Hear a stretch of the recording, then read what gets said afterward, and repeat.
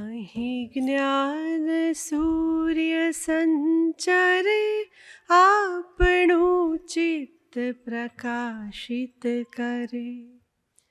અહીં જ્ઞાન યજ્ઞ સહુ કરે ચિત્તનું વિશ્વ વિકાસિત કરે. શબ્દ પ્રકાશે अर्थ उजाशे, शब्द प्रकाशे अर्थ उजाशे. तर्क मर्मना सहज विकासे. ज्ञानामृत निर्झरे अर्घ्य सौ सत्यदेव ने धरे. धन्य गुर्जरीनी शुभ दृष्टि विश्वकोशनी एवी सृष्टि. तमस ताप संहरे अंतरे सुख समजणનું ઠરે.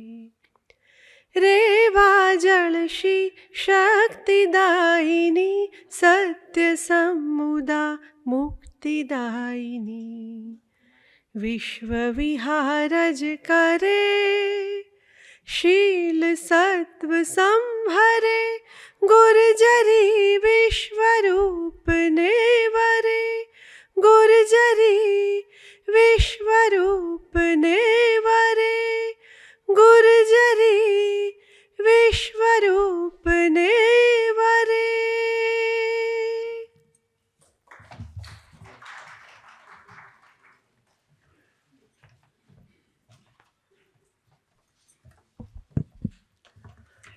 આદરણીય નીલિમાબેન અને સ્વજનો, વિશ્વકોશને માટે હંમેશા એક આતુરતા હોય છે અને એ આતુરતા હોય છે કોઈ કલાકારની કલાયાત્રાની અહીંથી વાત થાય. અહીંથી જ ગુલામ મોહમ્મદ શેખની વાત સાંભળવા મળે, અમિતભાઈની વાત સાંભળવા મળે. એમ જુદા જુદા ચિત્રકારો અહીંયા આવે અને પોતાની કલાયાત્રા એની વાત કરે. આજે ઘણા વખતથી અમે જેમની રાહ જોતા હતા અને એકાદ વખત કાર્યક્રમ યોજ્યો પણ વરસાદને કારણે જરા મોકૂફ રાખવો પડ્યો. આજે નીલિમાબેન આવ્યા છે. ખૂબ આભાર અને આનંદ સાથે એમનું હું સ્વાગત કરું છું. વિશ્વકોશ એ તાજેતરમાં કેટલાક નવા ઉપક્રમો કર્યા છે અને એમાં એક છેલ્લો ઉપક્રમ છે એ કદાચ આપ સૌને વિશેષ સ્પર્શી જશે. એ છે ઘણા સમયથી વિદેશમાં રહેલા એવા ચિત્રકાર શ્રી પ્રફુલ્લભાઈ દવે, એમની સ્મૃતિમાં અમે એક કલા ગૌરવ એવોર્ડ ચિત્રકલા માટે જ ખાસ માત્ર ને માત્ર આપવાનું નક્કી કર્યું છે. ત્યારે આ રીતે એક કલાકારની સ્મૃતિ પણ સતત રહે અને એ દ્વારા એમણે જે ક્ષેત્રમાં કાર્ય કર્યું એ ક્ષેત્રની વાત અને એ ક્ષેત્રના કલાકારોની સાથે પણ અહીંયા વિશ્વકોશ સંવાદ સાધી શકે એવું એક આયોજન છે. વિશ્વકોશે પહેલાં આપને ખ્યાલ છે એમ 26 ગ્રંથો પ્રગટ કર્યા, 26,000 પૃષ્ઠોના 25,000થી વધારે અધિકરણો, અને પછી એના નવસંસ્કરણ થવા માંડ્યા. બધું જ થાય, પણ હવે વિશ્વની ઝડપ અને ગતિ એટલી કે અમને થયું કે અમે એક નવસંસ્કરણ કરીને બહાર પાડીએ પુસ્તક અને ત્યાં પાછું એ 5 વર્ષે તો જૂનું થઈ જાય, 10 વર્ષે તો એનું કશો વજૂદ બી ન રહે. અને એટલે અમે એને આખો ઓનલાઈન મૂકવાનો પ્રયાસ કર્યો અને આજે 24,000થી વધારે ગુજરાતી ભાષાના લખાણો આપણને વિશ્વકોશના ઓનલાઈન પેલા ઉપર મળે છે. એટલે કે અને અમને સૌથી મોટો લાભ એ થયો કે પહેલાં અમે એક ગ્રંથ બહાર પાડીએ, એ પુસ્તક પ્રકાશિત થયા પછી લગભગ 10-11 વર્ષે એની માંડ 2500 કોપી ખપે. ત્યારે અત્યારે અમને દર મહિને, મારે કહેવું જોઈએ આપને કે લગભગ 1.5 લાખથી વધારે લોકો એ જુએ છે. અને મોટો લાભ એ મળ્યો કે વિશ્વકોશના આટલા મોટા ગ્રંથો અમે વિદેશ તો મોકલી શકતા નહોતા. આજે વિદેશમાં એટલે કે ઓસ્ટ્રેલિયામાં પણ લોકો જુએ, ઇંગ્લેન્ડમાં અને અમેરિકામાં, ત્યાં બધે એ લોકોને લાભ મળે છે. એ જ રીતે વિશ્વકોશે લેક્સિકન જે 33 વર્ષથી રતિલાલ ચંદરિયાએ કરેલું, અને એમનું બહુ મોટું સ્વપ્ન હતું પોતાનું. ખૂબ મહેનત કરી, અપાર પુરુષાર્થ કર્યો અને એમાંથી એમણે એક લેક્સિકન તૈયાર કર્યું. એ લેક્સિકનમાં લગભગ અત્યાર સુધીમાં હું આપને કહું તો કે બ્રેઇલ લિપિમાં પણ કામ થયું. એ લેક્સિકનની અંદર 45 લાખ શબ્દો છે અને એ 45 લાખ શબ્દો અને એનું આખું જે આયોજન છે શબ્દોનું ને જે એની પરિસ્થિતિ જે એની રજૂઆત છે એમાં અમને આજે લગભગ 1.5 લાખથી વધારે લોકો દર મહિને આ લેક્સિકન જુએ છે.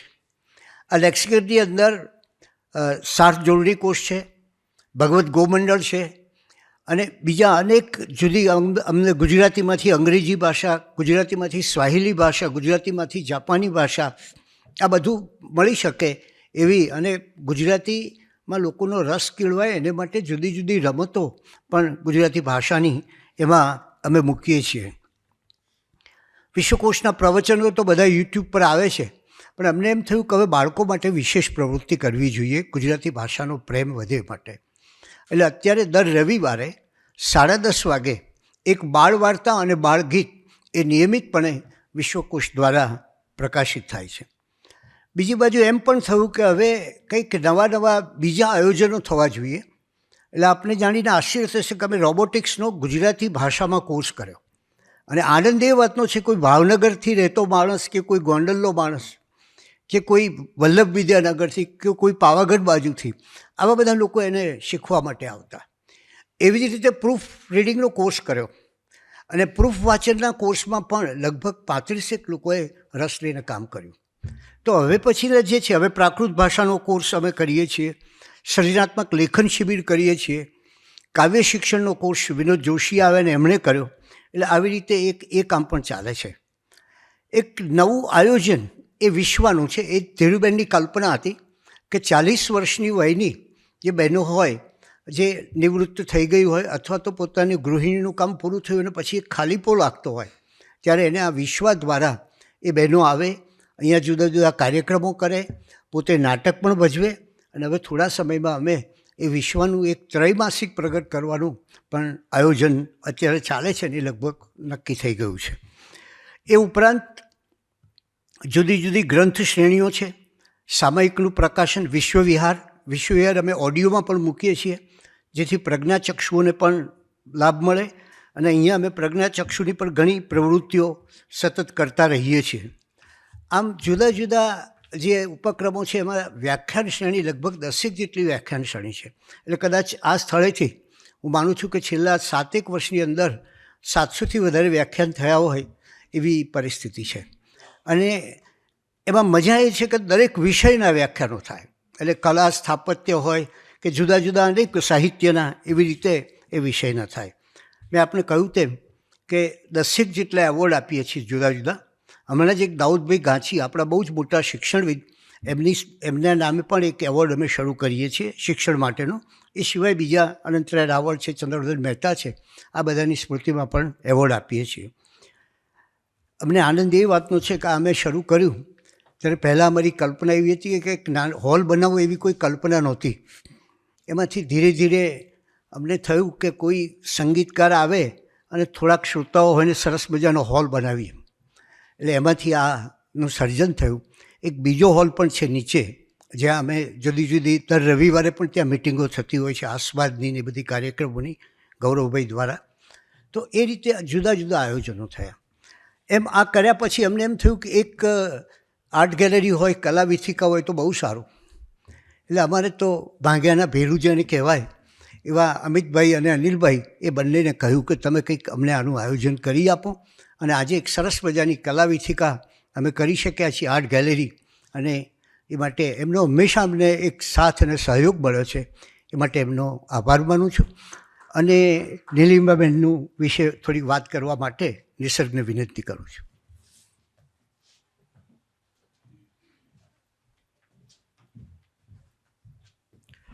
આભાર સર. પ્રજ્ઞાનમ બ્રહ્મ અને આનંદમ બ્રહ્મ શબ્દની વચ્ચે આ વિશ્વકોશ એ કામ કરી રહ્યો છે. એક બાજુ આનંદની પ્રવૃત્તિ નિમિત્તે કલા અને સંગીત અને એવી ઘણી બધી લલિત કલાઓ વિશે વાત થતી રહે એનો એક મણકો એ આજે આપણે એમાં ભેગા થયા છીએ. અને મારી સમક્ષ મંચની જેમ સામે મંચ ઉપર જે રીતના નીલિમાબેન છે એ રીતને મંચની સામે પણ કલાવિદ સાહિત્યકારો ઉપસ્થિત છે એનો ખૂબ આનંદ છે. માનનીય અમિતભાઈ હોય, અનિલભાઈ હોય, વૃંદાવનભાઈ હોય, જયદેવભાઈ, હર્ષદભાઈ, બિંદુબેન, દલપત પઢિયાર સાહેબને એ બધાનો ખૂબ ઉમળકાભેર સ્વાગત કરું છું. અને ખાસ મારે એ કહેવું છે કે વિશ્વકોશ એ માત્ર ગુજરાતી ભાષાને વિશ્વ સુધી લઈ જાય એવું નથી, પણ ગુજરાતી કલાને પણ વિશ્વના સ્તર પર ક્યાંક ને ક્યાંક આગળ વધારવાનું જે પગલું લીધું છે એ પગલાં નિમિત્તે આજે આપણને નીલિમાબેન અહીંયા ઉપસ્થિત થયા છે. નીલિમાબેનનું નામ આપણા કોઈથી અજાણ્યું નથી. ઘેર જતા નામે જે પુસ્તક છે પદ્મવિભૂષણ ગુલામ મોહમ્મદ શેખ સાહેબનું, એમાં એક કાયનાન્સ નામનો એક સરસ નિબંધ છે, એ વાંચો અને નીલિમાબેન અને એનો પરિવાર એનું આખું ચિત્ર એ ડેલહાઉસીનું ઊભું થાય. 1945માં દિલ્હીમાં ડૉક્ટર પરિવારમાં જન્મેલા નીલિમાબેન મૂળે ઇતિહાસના વિદ્યાર્થીને પછી MS યુનિવર્સિટીમાં આવી અને કલાના સંસ્કારો વધારે દૃઢ થયા. KG સુબ્રમણ્યમ સાહેબ છે એમના હાથ નીચે. આ એવા સર્જક છે જેમણે શિક્ષણ લીધું મોડર્ન આર્ટનું, પણ પછી કામ કર્યું ભારતીય પરંપરામાં. અને એ બંનેના સંયોજન રૂપે મને એમના ચિત્રો ખૂબ ગમે છે. સૌમ્ય રંગમાં હોય, એમણે જે અભ્યાસ કર્યો છે સ્ટેન્સિલનો અને સાંજીનો, એ સાંજીનો ઉપયોગ કરે. સાથે સાથે મુખ્ય વિષય એમનો સંશોધનનો તે પીછવાઈનો, તો પીછવાઈને પણ એમાં સંયોજે. થાંકા જે તિબેટની કલા છે અને બૌદ્ધ ધર્મમાં ખૂબ ચાલે, એ બધા ઉપરાંત આપણી પરંપરિત એવી વિશ્વકક્ષાએ પહોંચાયેલી લઘુચિત્રોની, એટલે મુઘલ કે રાજપૂત કલમ હોય કે ઇવન ગુજરાતી કલમ પણ છે, એ બધાના એક હું એમ કહીશ કે ગહન અભ્યાસ પછી એમની કલા પણ કર્યા. અને પછી તો ચીનમાં પણ ગયા અને ચીનની જે ચિત્રની કલા છે એનો પણ ગહન અભ્યાસ કર્યો. અને એ ઉપરાંત એક સ્ત્રી હોવાના નાતે પછી હવે તો ગુજરાતના છે એટલે ગુજરાતના તળપ્રદેશમાં ગયા, તો ત્યાંની જે આપણી ચેતના, ગ્રામ ચેતના છે, તે આપણી પીડાઓ છે, એ બધું સૌમ્ય રંગમાં એ રીતે મૂકે કે આપણે એ ચિત્રમાંથી પસાર થઈએ એટલે એમ લાગ્યા કરે કે આ ઉર્જા છે એ માત્ર દૃશ્ય ઉર્જા નથી, એ ઉર્જા વૈચારિક પણ છે, એ ઉર્જા સામયિક પણ છે. એ ઉર્જા જે છે તે આપણી ચેતનામાંથી જે અનેક ધારાઓમાં પ્રગટી છે. મેં આ ચિત્રોના નામ કહ્યા ને કે એ સાંજી હોય કે એ પીછવાઈ હોય કે એ થાંકા હોય, એ બધાના એક પ્રગટ પ્રવાહ રૂપે પણ એ ઉર્જા એમાં આવી છે. આપ બધા જાણો છો તેમ એ મોટા આપણે દિલ્હીમાં એરપોર્ટ ઉપર એને બહુ વિશાળ એવું એક મ્યુરલ પણ બનાવ્યું છે. સારા ઇલેસ્ટ્રેટર છે અને બાળકોની ખાસ કરીને બુક્સ જે છે એના સુંદર ઇલેસ્ટ્રેશન આપે છે.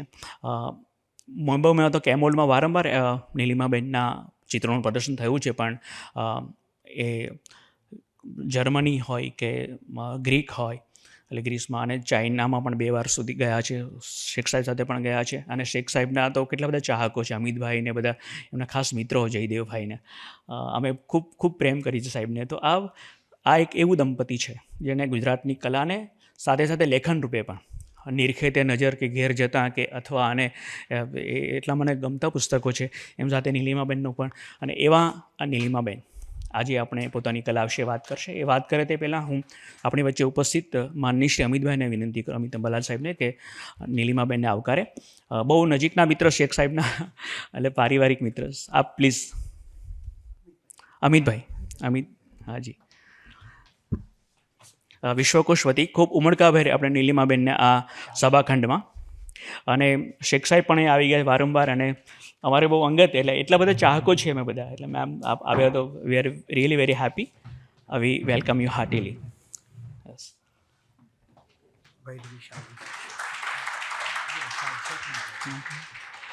Thank you sir. અમારો પ્રેમ છે. કુમારપાળ સાહેબે વાત કરી તે પ્રમાણે અહીંયા આપણે ચિત્ર વિધિકા કરીને એમાં અમિતાભ મડિયા અને ભૈરવીબેન એ બંનેનો ખૂબ સહયોગ રહ્યો છે.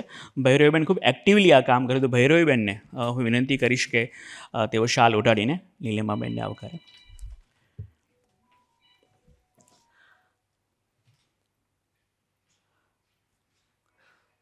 ભૈરવીબેન સ્વયં એક બહુ સારા ચિત્રકાર છે અને વિશ્વ કક્ષાએ હમણાં પહોંચાયા છે, તો એ પણ આનંદ છે. અને આ પ્રકારની ટીમ એટલે અનિલભાઈ જોડાયેલા હોય, અમિતભાઈ જોડાયેલા હોય અને એ આ વિશ્વકોશને સમૃદ્ધ કરી રહ્યા છે, અને એ સમૃદ્ધિમાં એક આપણે છોગું આજે નીલિમાબેન દ્વારા ઉમેરવા જઈ રહ્યા છે, એનો આનંદ છે.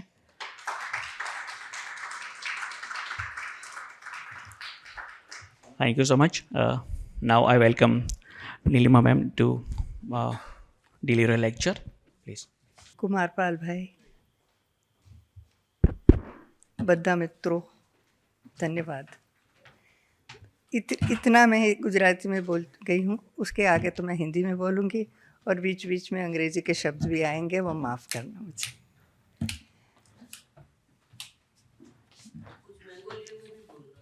हाँ हाँ, ज़रा कोशिश तो करूँगी. हम लोग आजकल ये समझते हैं कि अपनी जो रेस की प्योरिटी है वो उसके सिवाय और जगह की प्योरिटी भी लेनी चाहिए. तो इसलिए जोक्स अपार्ट, मैं ये जो दिखाना चाहती हूँ एक सब जिसका जो विषय है कि अब कला यात्रा, तो शुरुआत से शुरू करूँगी, लेकिन जहाँ भी ज़रा आप रोकना चाहें और पूछना चाहें तो आप मेरे से पूछना. ये मैं एक किस्म के डायलॉग किस तरह समझती हूँ और मुझे अच्छा लगेगा कि अगर बीच बीच में भी कुछ इंटरप्शंस हों. मैं पहली चीज़, मेरे यहाँ फ्रेंड्स आए हुए हैं जो मेरे साथ स्कूल में दिल्ली में पढ़ते थे, तो उससे मुझे याद आया है कि जो हमें एक बहुत अच्छा मौका मिला था वहाँ दिल्ली में, जो शायद बहुत कम लोगों को मिलता है, कि हमारे स्कूल में एक बहुत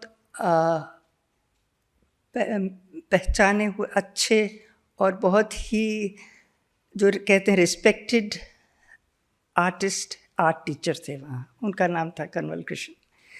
तो जो मेरी शुरुआत हुई वो उनके साथ ही हुई है, और इसका आभार मैं पूरा कभी कह नहीं सकूँगी कितना मुझे लगता है. और उन्होंने ही मुझे सलाह दी कि आप जाओ बड़ौदा, यहाँ दिल्ली में नहीं रहो, कॉलेज ऑफ आर्ट में नहीं जाओ, आप बड़ौदा जाओ.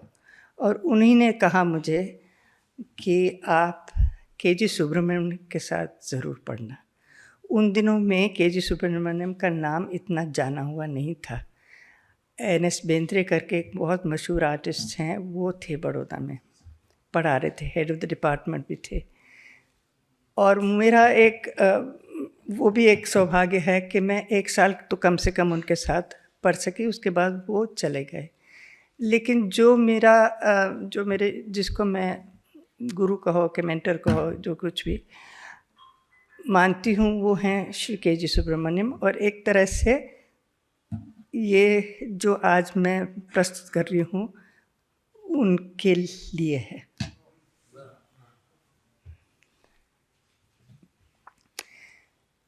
शुरुआत में जब मैं कॉलेज से निकली और अपना घर भी बसाया, उस टाइम मैं गुलाम मोहम्मद शेख के साथ मेरी शादी हुई थी, और मेरे बच्चे धीरे 2 बच्चे एक के बाद एक हुए. वो काफ़ी मेरा जीवन उनके साथ व्यस्त रहता था. मेरे आसपास बहुत अच्छे जाने हुए कलाकार थे, और कुछ गुलाम के सिवाय और लोग भी थे, भूपेन खक्खर, ज्योति भट्ट, बहुत सारे ऐसे आर्टिस्ट थे जिन्होंने अपनी दिशा ढूंढना शुरू कर दिया था, और एक तरह से वो जाने हुए आर्टिस्ट थे. उसके अंदर मेरे लिए बहुत फ़ायदे हुए कि मैं बहुत सीख पाई ये इस वातावरण से और इसके कारण. लेकिन एक तरह से मुझे ये भी लगा कि मेरी यात्रा तो अलग है, मेरा जीवन अलग है. और तो मैंने कोशिश की कि 2-3 चीज़ें साथ लाने की. एक तो मेरा जो दैनिक जीवन का अनुभव था, और दूसरा कि जो मेरे उस टाइम इंटरेस्ट डेवलप हो रहे थे, खास करके लघु चित्र में और इंडियन या एशियन टेम्परा पेंटिंग के ट्रेडिशंस में, जो काम मुझे पसंद आने लगे उसका प्रभाव मेरे काम में आया, और इन दोनों को मैंने जोड़ने की कोशिश की। ये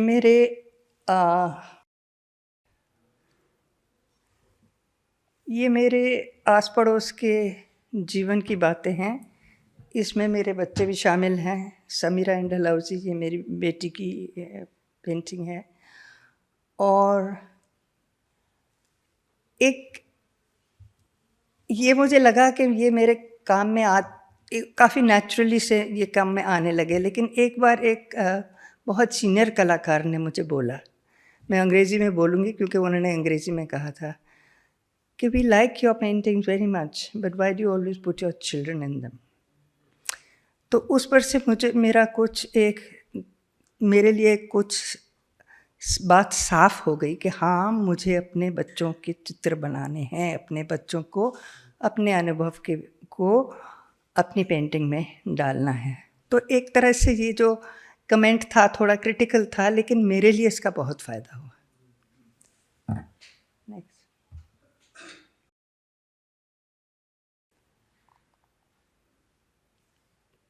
हमारा पड़ोसी का बेटा। हमारे घर के आसपास एक यूनिवर्सिटी का कुछ बगीचा था, और वहाँ पर एक नर्सरी थी। वहाँ के माली लोग जो रहते थे वो आदिवासी कम्युनिटी के थे, और उनके बच्चों के साथ मेरे बच्चों की काफ़ी दोस्ती होने लग गई। तो उनके जीवन का भी मेरे चित्रों में आना शुरू हो गया।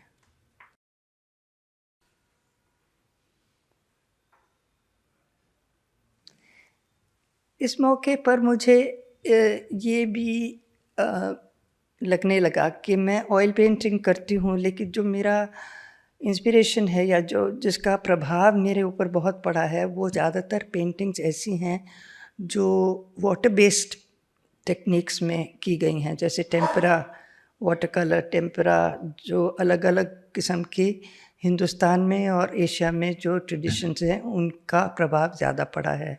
तो क्यों ना मैं भी कोशिश करूं उन टेक्निक्स के बारे में कुछ सीखने की। तो यहाँ ये पहली बार मैंने वसली पे काम करना शुरू किया। वसली ये जो मिनिएचर पेंटिंग के लिए बनाई जाती है, और जो कलर थे वो वाटर कलर, उनमें जिस किस्म का गोंद वो डालते हैं वो डालना शुरू किया। मतलब मैं ऐसा नहीं कह सकती हूँ कि मैंने उनकी टेक्निक सीखी, नहीं सीख पाई, और शायद सीखने की चेष्टा भी नहीं की, लेकिन उनकी टेक्नोलॉजी समझने की कोशिश की मैंने कि उस किस्म के जो इफ़ेक्ट्स हैं, उस किस्म के जो कॉन्स्ट्रक्ट्स हैं, स्ट्रक्चर है, उससे मैं कुछ सीख पाऊँ। पोस्टमैन।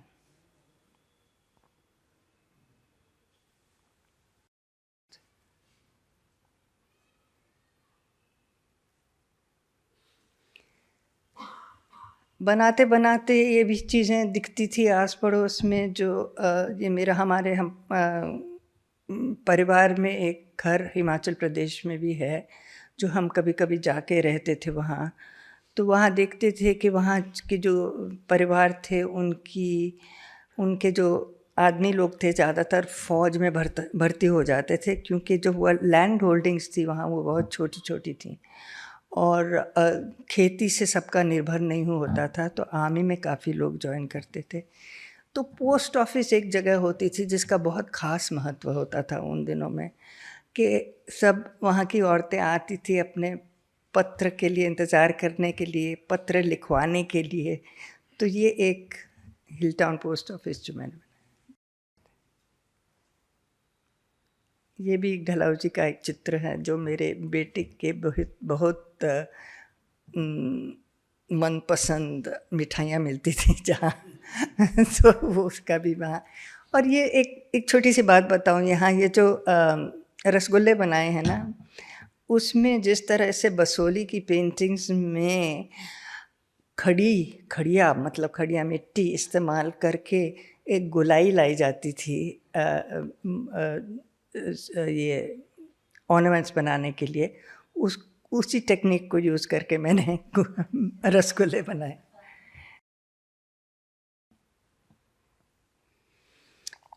पर पड़ोस की बात होती थी तो पड़ोस में समस्याएं भी दिखाई दी, जो जिसके बारे में मैं अखबार में पढ़ती थी और बहुत उसके बारे में जो हमको बहुत यानी कि एक गुस्सा और उदासी भी होती थी। पर एक दिन मैंने देखा कि मैं घर वापस आ रही थी कहीं से और रास्ते में मैंने देखा कि एक मातम मनाया जा रहा है।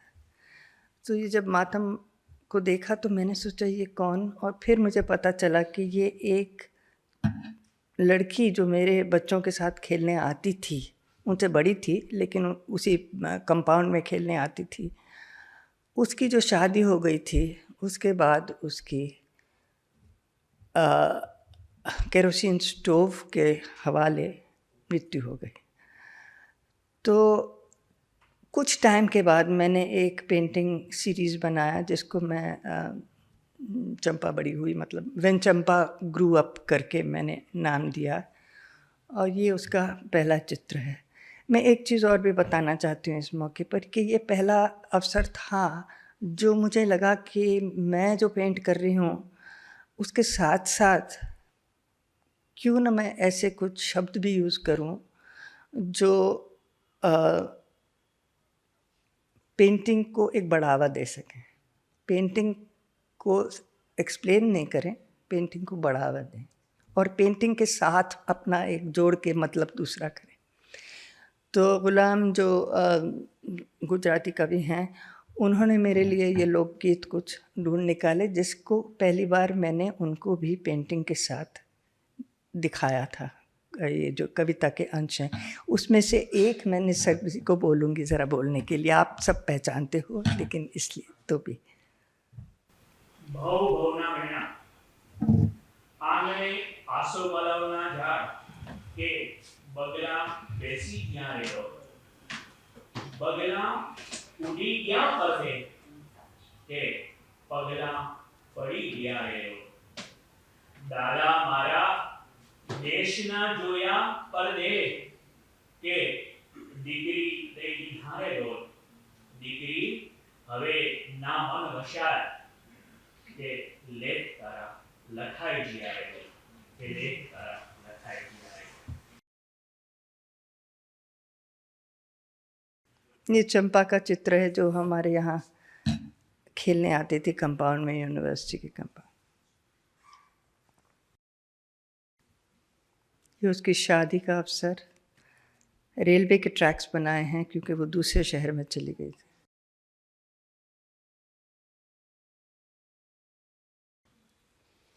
अपने नए घर में प्रवेश जहाँ आपने केरोसिन स्टोव भी विराजे हैं।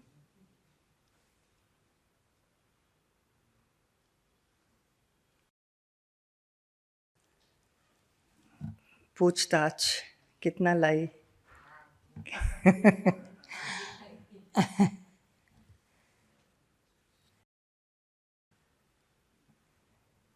कानाफूसी। ये कई बार कहा जाता है कि जो अत्याचार जो औरतों पर होता है वो सिर्फ मर्द नहीं करते हैं, उसमें औरतों का भी अंश होता है। तो इसमें एक तरह से मैं ये कहना चाहूँगी कि मतलब ये पैट्रियार्कल कॉन्स्ट्रक्ट होता है जो उसके अंदर जो सिस्टम डेवलप होता है उसमें औरतें भी शामिल होती हैं। सास बहू ननद।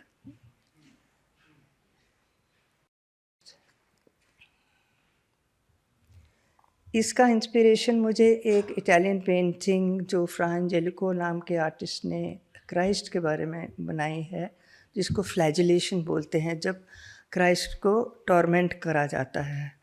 लेकिन इसमें जो दिखाया है कि असली मारपीट नहीं दिखाते हैं, लेकिन जो मारपीट के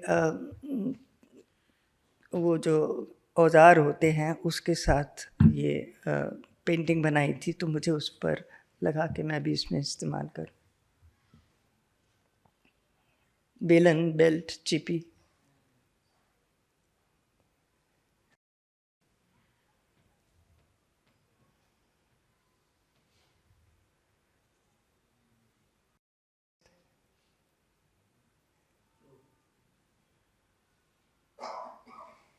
एक मैं वो ला नहीं सकी, एक लेख था जिसमें शायद वर्णन है निसर। अच्छा, anyway there is a beautiful poem which describes her flames of gold and ashes of silver. तो उस पर मैंने ज़रा सोच के बनाया। फिर ज़रा दुनिया जैसे मेरे बच्चे बड़े होते गए, दुनिया के और अंश भी मेरे जीवन में आने लगे। और एक उस टाइम मैं एक दिल्ली में एक फेमिनिस्ट ग्रुप था जिसका नाम बाद में रखा गया विवादी। उनके कुछ प्रोग्राम के साथ शामिल होने लगी। चंपा के पूरे एक्सपीरियंस के बाद मुझे बहुत ख़राब लगा कि मैं उनके परिवार को किसी तरह से मदद नहीं कर पाई, क्योंकि उस टाइम बड़ौदा में कुछ फेमिनिस्ट फोरम नहीं थे, कुछ ऐसा था नहीं जिससे सहायता ले सके। तो ये जो एक ग्रुप था जिसको हम विवादी बोलते हैं, वो उन्होंने उसमें रूप कन्वर की जो सती का जो वो हुआ था, उस टाइम पर मैंने कुछ बैनर्स बनाए थे। उसके बाद मैंने पार्टीशन पर कुछ एक किताब पढ़ी, उर्वशी बुटालिया नाम के लेखक हैं उनका, जिसमें मुझे पहली बार एहसास हुआ कि जो हम पार्टीशन की बातें करते हैं उसमें एक चीज़ के बारे में जो बिल्कुल हमारे ध्यान में नहीं आती है कि अत्याचार तो हुए, लेकिन अत्याचार औरतों पे दो किस्म के हुए, डबल हुए हैं।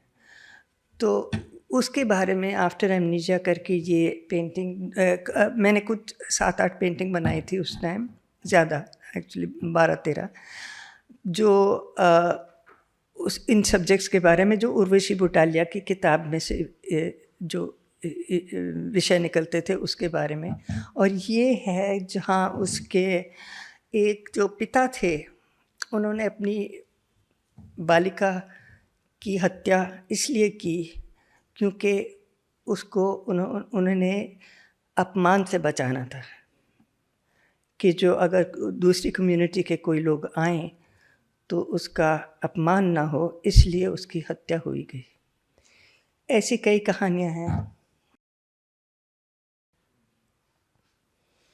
एक कहानियां हैं जो जैसे एक थोड़ा खालसा नाम के गांव में एक कुएं में बहुत सारी लाशें मिली गईं, जो औरतों ने अपने आप अपनी हत्या कर ली थी इसी डर से।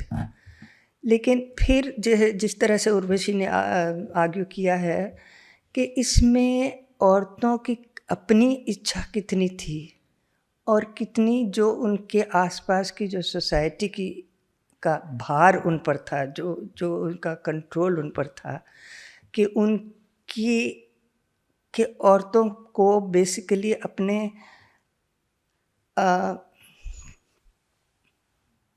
दायरे के बाहर नहीं निकलना चाहिए, और उनका अपमान मतलब परिवार का अपमान, उनकी जान जाए उसका इतना महत्व नहीं था कि परिवार का अपमान ना हो।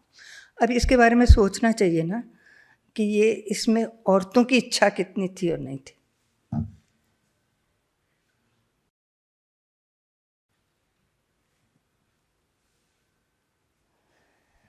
ये पार्टीशन की पेंटिंग्स बनाने के बाद मुझे एक मौका मिला एक बहुत बड़ी पेंटिंग बनाने का, जो करीब 38 फुट की थी कैनवस में, और जिसमें मैंने एक पार्टीशन के ही विषय पर एक पूरी पेंटिंग बनाई। इस टाइम भी मैंने एक दूसरे किस्म से टेक्स्ट को अपने काम में इस्तेमाल किया। वो एक पंजाबी गीत जो 17वीं सेंचुरी का था, वो मैंने कैलीग्राफ करवाया अपनी पेंटिंग के नीचे के हिस्से में, वो वहाँ दिखाई देता है लास्ट में।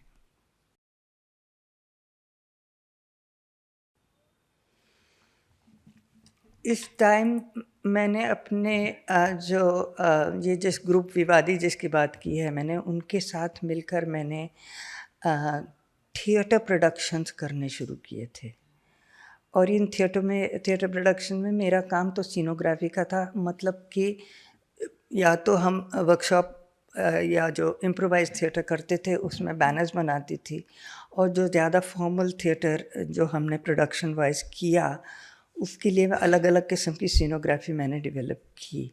ये एक मैं दिखा रही हूँ उनमें से कि आपको आइडिया मिले कि किस किस्म का जो थिएटर में शरीर और पेंटिंग का जो संबंध बन सकता है, जो हमारे पुराने पारसी थिएटर में जो इतना देखने को मिलता है। एक ये उमराव करके एक प्ले था जिसकी प्रोडक्शन का, जिसका सीनोग्राफी मैंने किया था।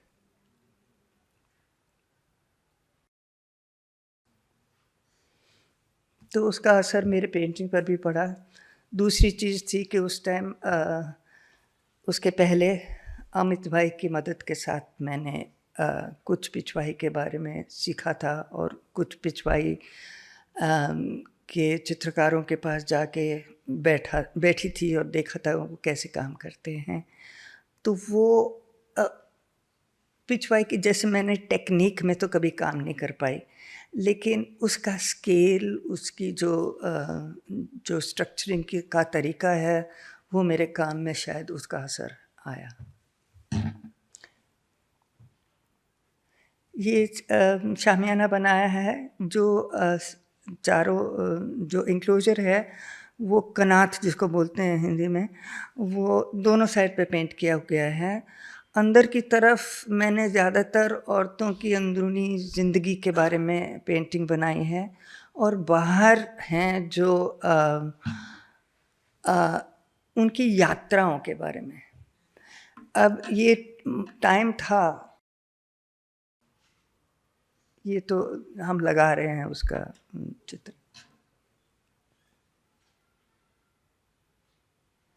स्केल का आइडिया मिले इसलिए मैंने। ये एक टाइम था कि जिस टाइम पर रामानुजम की ट्रांसलेशंस काफ़ी छप गई थी। अब उसके साउथ इंडियन भक्ति पोइट्री की, जो महादेवी अक्का, ललडेड, कश्मीर में ललडेड, मीरा, ऐसी या तो आप संत बोलें कि कवि बोले, जो कुछ भी, उनका काम एक तरफ से हमारी जो फेमिनिस्ट अंडरस्टैंडिंग है उसका रुख बदल रहा था, क्योंकि एक सिर्फ विक्टिम की तरफ देखना जैसे काफ़ी नहीं लग रहा था। एक एस्पिरेशनल मोड भी चाहिए था जिसमें कि हम देख सकें कि औरतों ने इसका किस तरह से इसके सामने किस तरह से आई हैं, पेश हुई हैं। तो ये उसमें से, ये जो बाहर की जो जर्नीज़ हैं उसमें से हैं, और कुछ ये है जो एक मेरे लिए बहुत प्रिय सब्जेक्ट बन गया है। वो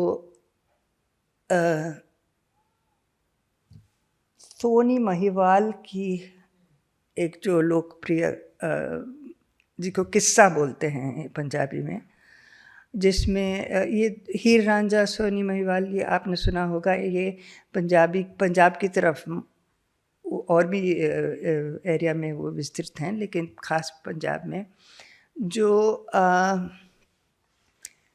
यानी कि गलत इश्क के बारे में एक तरह से, मतलब कि जो सैंक्शनड इश्क है वो नहीं, पर जैसे कुछ कह सकते हैं लव जिहाद के बारे में वो पेंटिंग कहानियाँ हैं, पिक्चर्स, गाने हैं। तो उसको मैंने अपनी तरह से यूज़ को काफ़ी सुनती थी मैं वो गाने उन दिनों में। एक मेरे फ्रेंड थे जो सिंगर थे, मदन गोपाल सिंह, वो बहुत इन्होंने बहुत मुझे सिखाया इनके बारे में, उनके अपने संगीत के द्वारा, और उन्हें किताबें दी पढ़ने के लिए, तो उससे बहुत मैंने सीखा। तो ये है जब सोनी अपने प्रियतम को मिलने जाती है चिनाब नदी पार करने, और इसमें जो चिनाब का वर्णन है, जो उसका, और जो उसके घड़े के सहारे वो पार करती है, तो और उसका और घड़े का संबंध के बारे में एक गाना भी है जो बहुत ही सुंदर है। तो इसको लेकर मैंने काफ़ी बार चित्र बनाए हैं, और ये एक है बर्थ।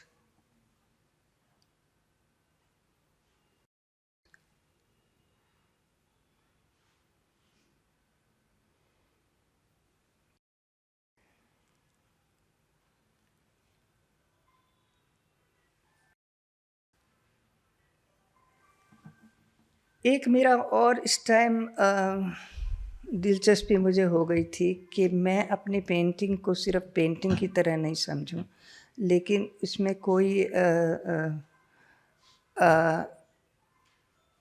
कि उनको एक तरह से इलस्ट्रेशन की तरह सोचूं।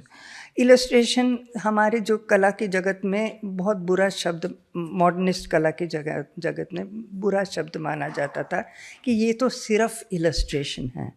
लेकिन अगर आप देखें कि आप जो सारी जो हमारी ट्रेडिशनल कहानियाँ हैं और गाने हैं, वो सब चित्र और लेख के साथ ही, दोनों के मिश्रण के साथ ही ज़्यादा बनाई गई हैं। तो इसलिए मुझे भी लगा कि मुझे भी करना चाहिए, और मैंने इलस्ट्रेशन करना शुरू किया। अवनींद्रनाथ टैगोर की लेख भी पढ़कर मुझ पर इसका बड़ा प्रभाव हुआ कि क्यों पेंटिंग इलस्ट्रेशन नहीं हो सकती है। ये जातक की कहानियाँ हैं तो बनाए।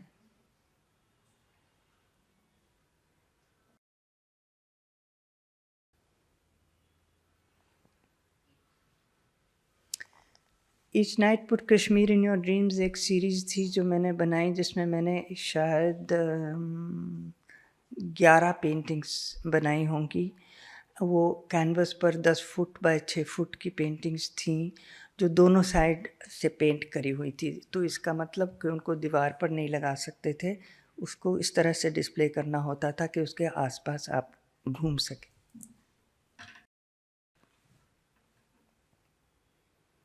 ये एक टाइम था जो मैंने स्टेंसिल, मथुरा की जो सांझी कला है उसका मुझे परिचय हुआ, और उनके साथ मैंने एक, जैसे कोलैबोरेशन बोलते हैं, कोलैबोरेशन शुरू किया। कोलैबोरेशन तो ज़्यादातर मेरे फ़ायदे में था, लेकिन तो भी उनका साथ मिला मुझे।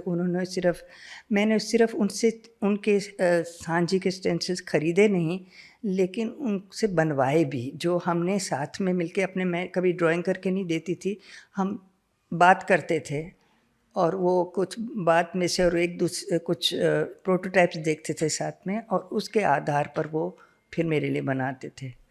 तो ये मेरा अभी तक ये रिश्ता चला है इस परिवार के साथ, और ये इस टाइम ये शुरुआत थी।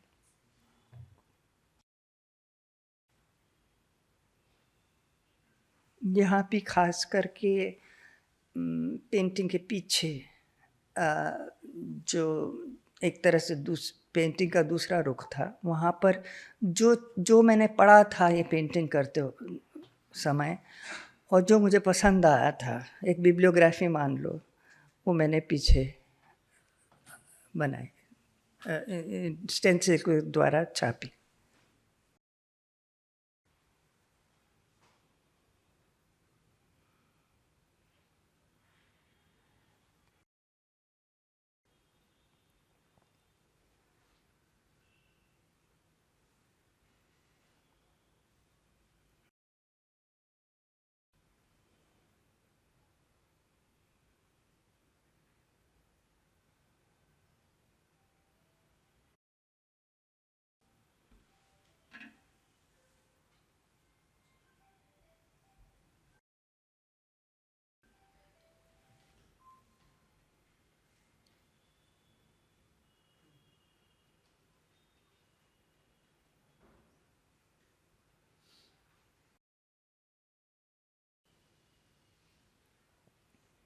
ये एक पेंटिंग है जिसका नाम कंस्ट्रक्शन साइट है। ये एक बहुत मशहूर 13वीं शताब्दी के पर्शियन कलाकार बेहज़ाद की एक पेंटिंग से मैं बहुत प्रभावित होकर मैंने किया।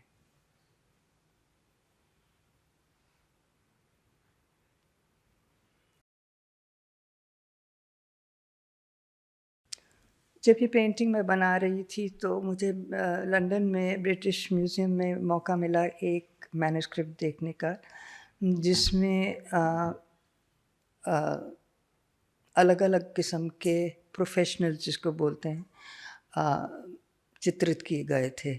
जो ब्रिटिश ज़माने में काफ़ी प्रथा थी कि अलग अलग जगह जो वहाँ के वर्कमैन प्रोफेशनल्स वगैरह की चित्र बनाए जाते थे। लेकिन इसमें एक ज़रा फ़र्क था कि जो चित्र थे वो एक मतलब लोकल हाथ में से बनाए गए थे।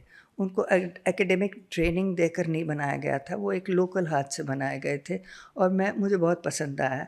तो उसके आधार पर मुझे लगा कि जो कश्मीरी क्राफ्ट्समैन जिसको मैं इतना अहम मानती हूँ और जिसके साथ मिलकर मैं ये उन दिनों में बम्बई के टर्मिनल 2 में एक बड़ा मैंने म्यूरल बनाया था। तो उनके लिए एक श्रद्धांजलि मैं बनाना चाहती थी, तो इस पेंटिंग को मैंने हुनरमंद कहकर बनाया।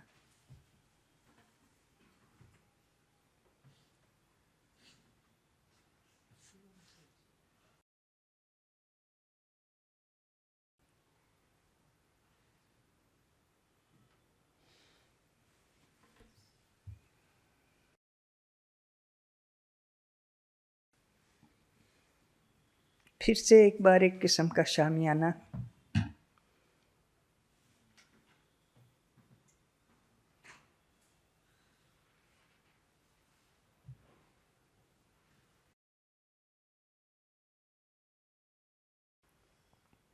इसमें इस टाइम मैंने कागज़ पर पेंटिंग की थी और कागज़ दोनों साइड पे एक लकड़ी के फ्रेम के बना के उसके दोनों साइड पे पेंटिंग्स टांगी थी।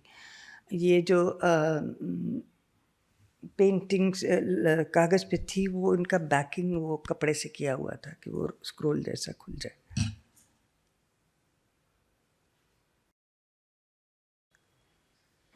फिर से सोनी महिवाल की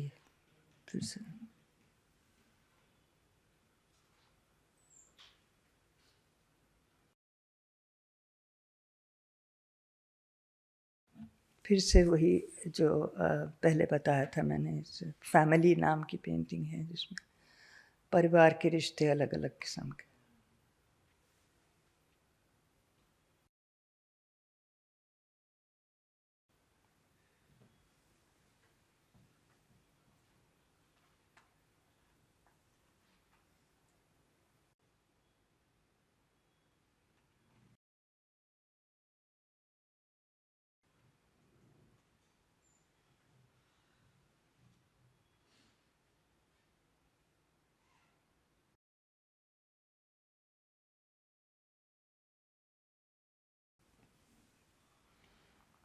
और किस्म के माध्यम में भी कोशिश की मैंने काम करने की। एक छोटी सी पेंटिंग बनाई थी जिसको मैंने थोड़े से मजाक की उसमें मैंने टाइटल दिया था traffic on the China India root.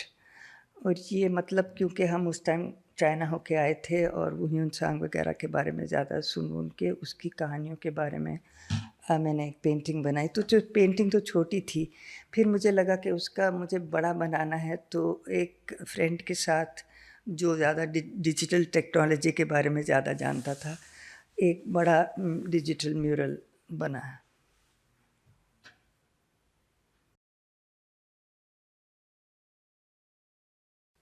ये भी चाइना में स्कूल्स जो चाइनीज़ सिल्क पर मैंने बनाए और वहाँ शंघाई में मुझे मौका मिला दिखाने का कि जो ऊपर से एक पुराना चर्च था शंघाई में, वहाँ दिखाने का मौका मिला।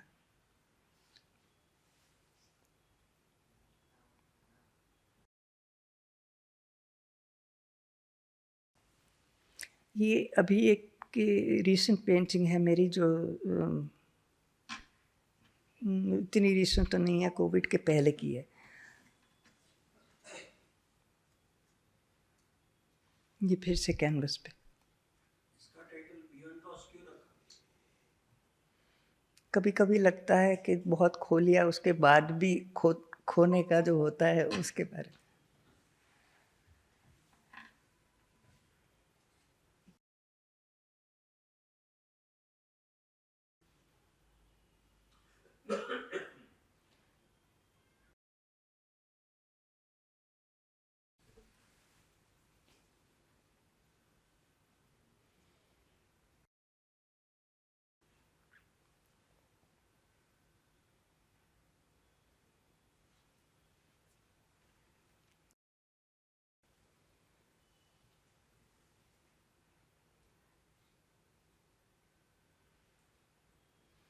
जो ये लेफ़्ट साइड का हिस्सा है वो मैंने एक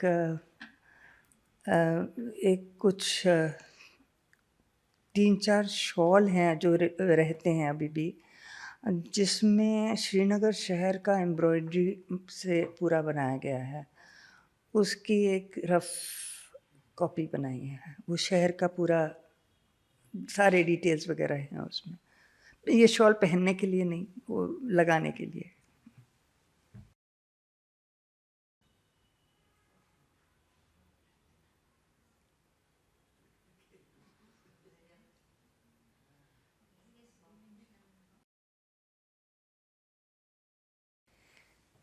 लास्ट में मैं एक पेंटिंग दिखाऊंगी जो मेरे लिए कुछ अलग किस्म का महत्व रखती हैं।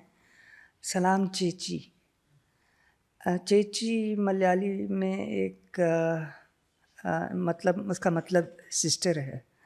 तो ये पेंटिंग है जो मेरी फिर से श्रद्धांजलि है, जो नर्सिंग प्रोफेशन, ख़ास करके मलयाली नर्सेस को मैं अर्पित करती हूँ।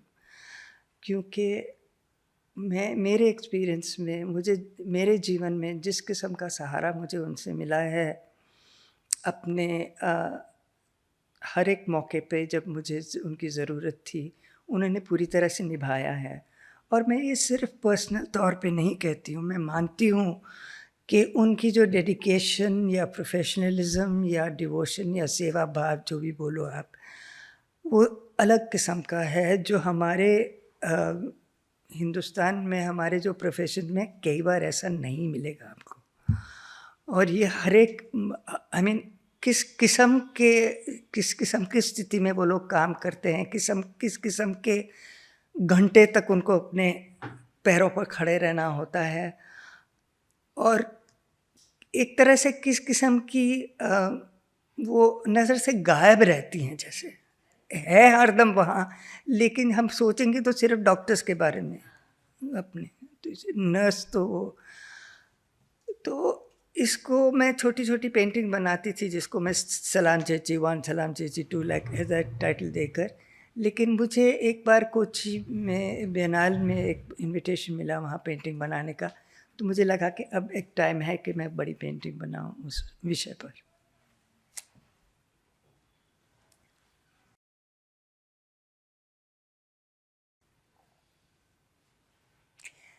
अनफॉर्चुनेटली इसमें टेक्स्ट काफ़ी है और वो आपसे पढ़ा नहीं जाएगा, पर मैं सब बताने जाऊँ तो बहुत शाम हो जाएगी।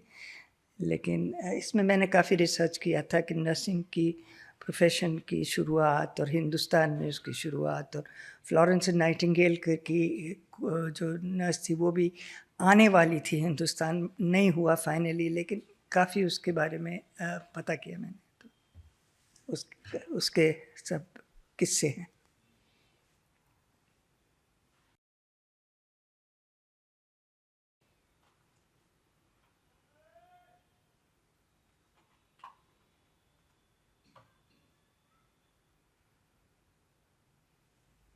Thank you.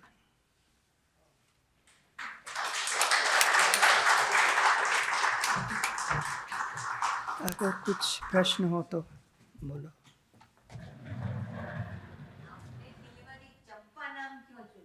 चंपा? असली में उसका नाम चंपा नहीं था। चंपा उसकी एक कज़न थी, उसका नाम था। इस लड़की का नाम इंदिरा था।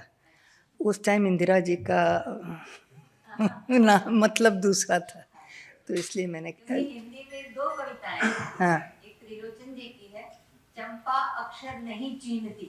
रियली? हाँ। अच्छा। घर में काम करती है लड़की, हाँ। और वो कवि लिख रहा है तो पूछती है बाबूजी आप क्या करते हैं, फिर उस पर उन्होंने कविता लिखी, चंपा अक्षर नहीं चीनती। और अभी कुछ दिनों पहले मैंने एक कविता पढ़ी, कवियत्री का नाम भूल गई हूँ। चंपा कुछ सुनती नहीं, चंपा कुछ देखती नहीं, चंपा कुछ बोलती नहीं, और ये चंपा। देखो तो गलत असली नाम मैंने चूज किया बिल्कुल। इस चंपा का मैंने एक नया वर्जन भी बनाया है जो मैंने दिखाया नहीं आपको, लेकिन उसी की वही ड्राइंग्स लेकर अभी मैंने बम्बई में एक एग्जीबिशन में हिस्सा लिया था, उसमें भी थी। तो किसी ने मुझे बोला कि रिविजिट चंपा, तो मैंने कहा चलो ज़रूर। Thank you ma'am. એક સુંદર જર્ની રહી લોકગીત, ગુજરાતી લોકગીતો સાથે અને સ્ત્રી સંવેદના. અને હું જોતો હતો કે એક કલર એક બીજા કલરમાં ભળે છે. એમાં પર્શિયન પેઇન્ટિંગ પણ છે, મિનિએચર પેઇન્ટિંગ પણ છે અને અત્યંત સુંદર રંગ યોજના. એટલે દરેક માધ્યમની એક ભાષા હોય છે, એટલે એને અર્થ આપણે શોધ્યા નહીં પણ એ જે વિઝ્યુઅલ લેંગ્વેજ આપણી છે it's very beautiful and we enjoyed a lot your journey. Thank you very much. હું અમિતાભભાઈ મડિયા, યસ પ્લીઝ, એમને વિનંતી કરીશ કે આભાર દર્શન કરે. તેઓ નીલિમાબેનના વિદ્યાર્થી છે. પ્લીઝ. ખૂબ જ આનંદ થાય છે આજે નીલિમા મેડમને આવકારતા, અને કેટલા વર્ષો પછી મને મળ્યા. એ તો મને કદાચ યાદ, એમને તો હું યાદ નહીં હોઉં. ઓહ યાદ છે, હું એમનો સ્ટુડન્ટ હતો, એમનો અને શેખ સાહેબ બંનેનો.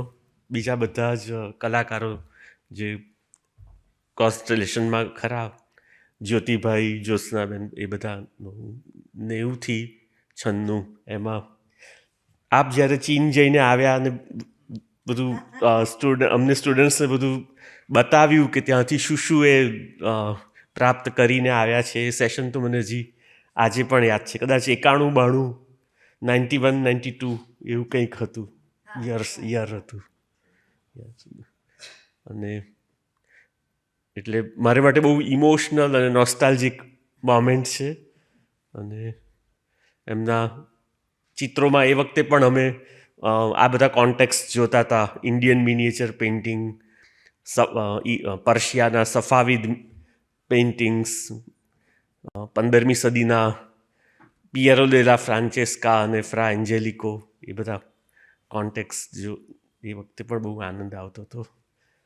Thank you very much for coming to Vishwakosh. Vishwakosh પરિવાર વતી આપનો ફરી એકવાર આભાર માનું છું. Thank you.